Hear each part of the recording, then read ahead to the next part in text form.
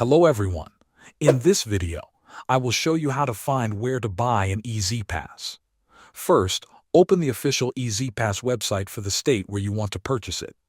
Each state has its own system, so make sure you choose the correct one. For example, if you are in Virginia, go to the e-zpass Virginia website.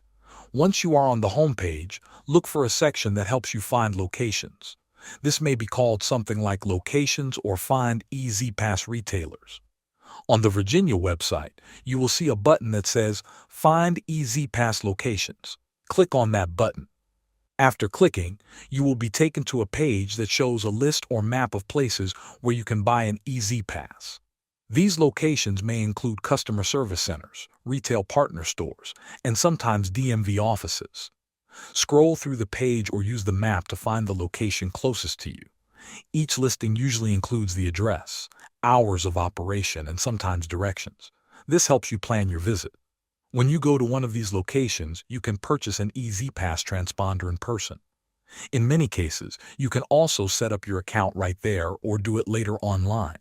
This is one of the easiest ways to find and buy an e-zpass near you without waiting for shipping. Thanks for watching.